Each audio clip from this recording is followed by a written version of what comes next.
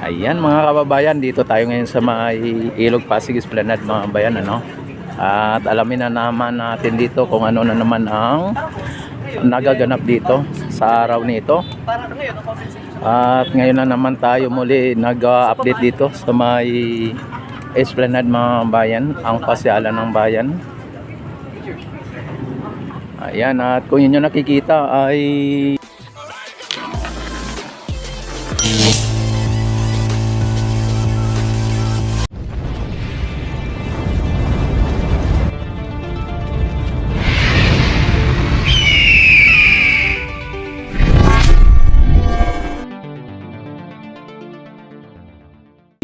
mukhang marami ng mga tao at medyo maaga pa lang ay talagang itong pasyalan ay dinadagsa na ng mga dayuhan o ng mga turista at ng mga lokal na mga turista mga bayan, ano? Ayan mga turista Ayan, ito mga turista po, lokal at mapa international man. At dito ay nakita naman ninyo, tapos na po yung mga ano dito, mga ginagawa dito sa likod. Ayan ipapakita natin. At dito sa may likod na area ay mga mga lamisa at upuan ang ilalagay dito, no? Para sa ganun ay mas malawak na ang makakainan at mapasyalan ng ating mga kababayan, ano? Yan. Dito hanggang dulo na ang ang lagayan ng mga kainan o mga lamisa dito. Yan, dito tayo sa harap. Ang dami ng yelo ni sir, Ayan, kung inyo nakikita mga bayan ay same as usual ang ating pasyalan dito ay tinatangkilik pa rin ng mga kababayan natin at maging yung mga dayuhan, no? Silipin natin ang ating Ilog Pasig mga bayan. Sa ngayon, ang ating Ilog Pasig, ang kanyang kondisyon, kung ako ang mag-rate dito, no, ay nasa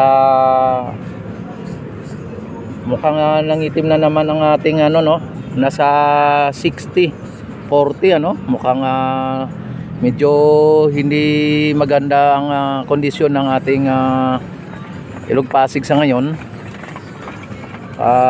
Pero kung ihambing natin noon at sa ngayon, mas higit na mas malinis ang ngayon kaysa noon, no? At dati ay hindi mo makita yung mga hindi mo makita yung tubig at walang mga isda kang makikita noon. Ngayon ay talagang wala ka na masyado makita mga water lily, kitang-kita mo ng tubig. Ang pagkaiba lang ay talagang may mga konting basura pa rin. Subalit ito ay talagang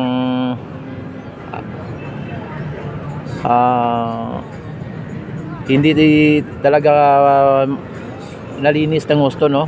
May pagkukulang pa rin ng ating namumuno dito. Yan, at hindi naman natin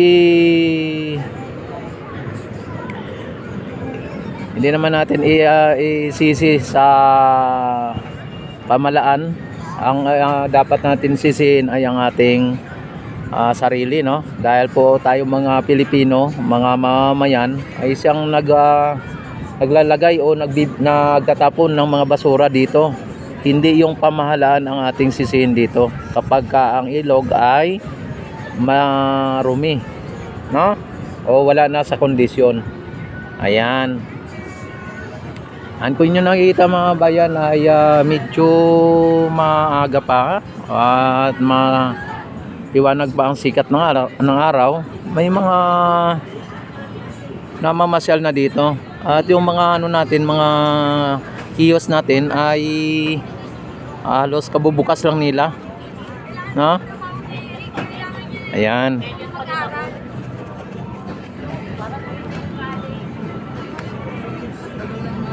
Nasa China ba yan? Ano, kabubukasan nila mga bayan, kaya ganito po ang sitwasyon. At medyo ano pa lang sila, no? Nag-umpisa pa lang. Yan. Ang ating Ilog Pasig mga bayan at ang ating mga building na kung inyo nakikita ay talagang lalong tumataas ang mga building. Ayan, oh, may bagong gawa na naman, oh.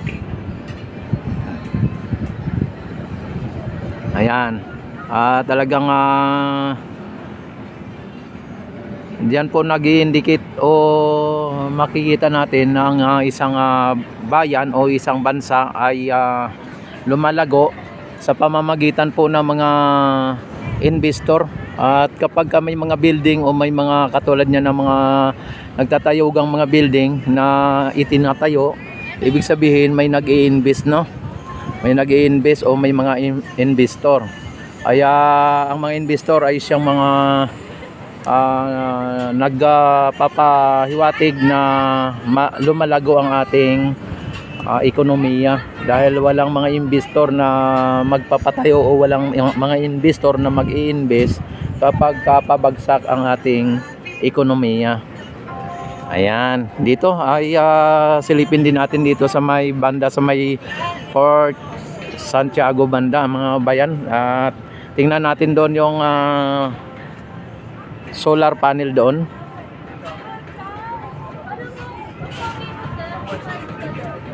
At pupunta lang tayo mamaya doon sa may Phase 1C kung ano po ang nangyayari.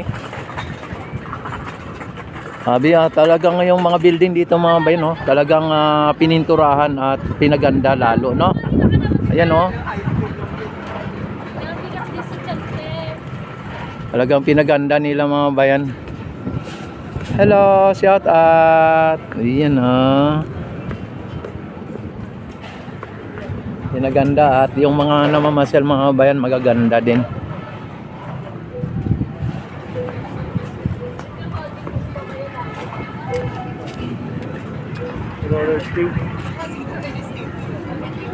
Ayan, nakita naman ninyo mga bayan at yung mga paninda dito buy one take one, at abot kaya ng ating bulsa o abot kaya ng mga mamamayan.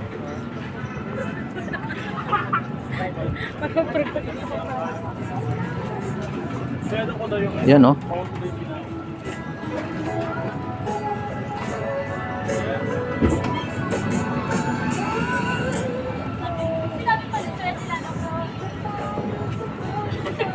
Baka sabihin ko na yun. Baka sabihin ko.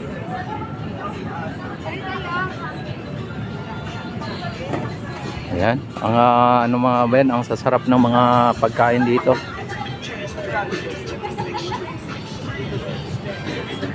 At ang mga lamesa dito mga bayan ay provide po ito ng admin, ano? Yan, oh, provide po ito ng admin. Kaya uniform siya o pari-pariho, no?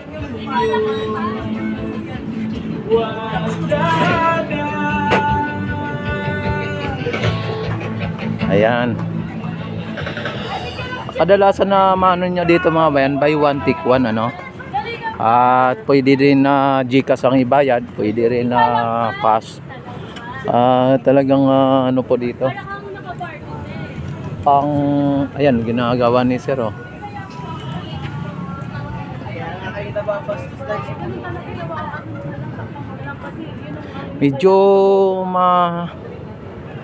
Medyo ano dito yung ano, yung ilog, ano, yung Ilog Pasig natin ay low tide mga babayan, kaya makita ninyo ang baba po ng tubig, mukhang mababaw ang tubig dito, oh. Oy, shout out.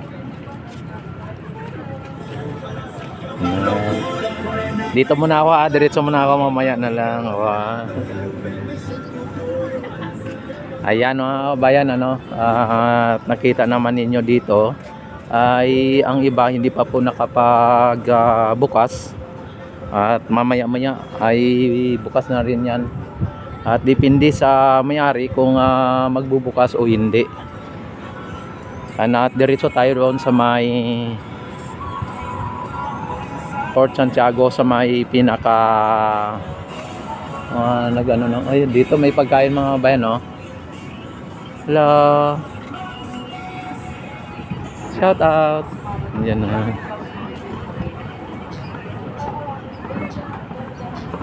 At bisitahin natin ang mga solar panel dito mga bayan para sa ganun ay makita ninyo. Ay si ma'am tumatakbo oh. Dandahan ng ma'am. Alam niya. Ay hindi niya na ano no.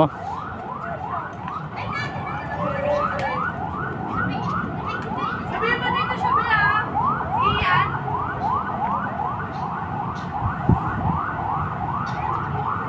Ayan. Dito mga kababayan ay may restroom dito, no.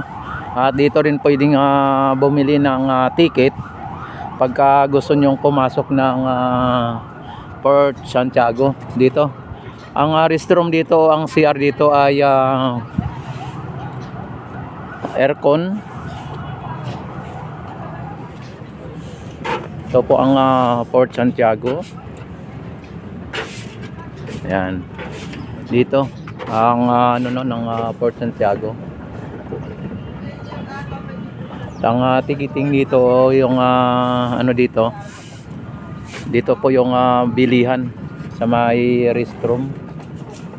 Yan, dito na po yung ating solar panel mga kababayan, no. Yan at ano natin ito.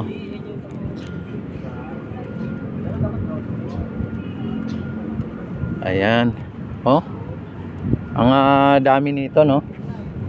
Ang yan gumagana ba?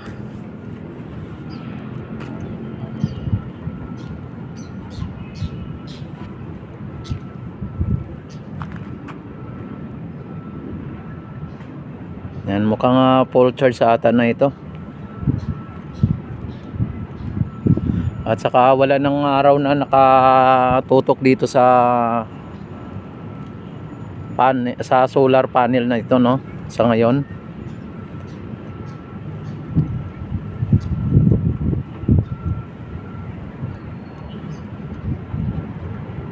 Yan at ang pagbabago talaga ay talagang kaming talaga mga bayan. Ang pagbabago sa Pilipinas ay talagang parating na.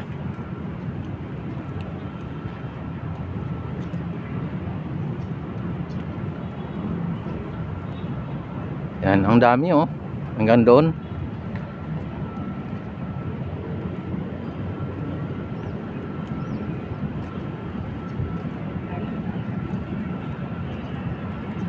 Dito mga babayan, may mga dito, may mga kunting basura dito. Ayan oh. Pero sa gitna wala, ano. Ang kitang-kita yung mga building, ang gaganda, oh.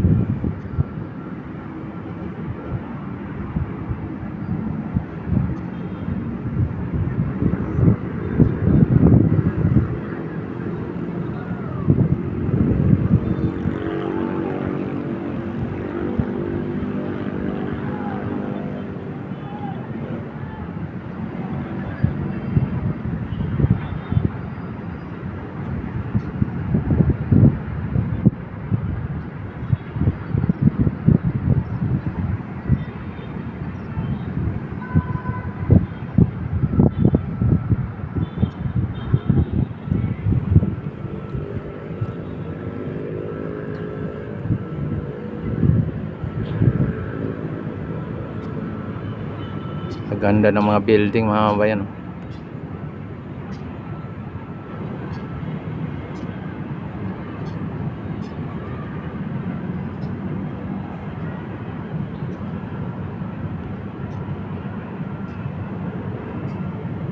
Ayan, don't forget like and subscribe my YouTube channel At i-click nyo na rin ang notification bell at i-select nyo na rin ang all para ma-notify agad kayo tuwing ako'y mag-live, mag-upload ng mga videos. Yan, at maraming salamat sa inyong walang sawang pagsuporta at panonood sa aking YouTube channel. Ito si Rex TV Adventure na nagsasabing magandang gabi, magandang umaga, magandang araw saan man sulok ka ngayon ng daigdig o saan man sulok ng mundo. Mabuhay ang Pilipino sa mang sulok ng mundo. Mabuhay ang Pilipinas.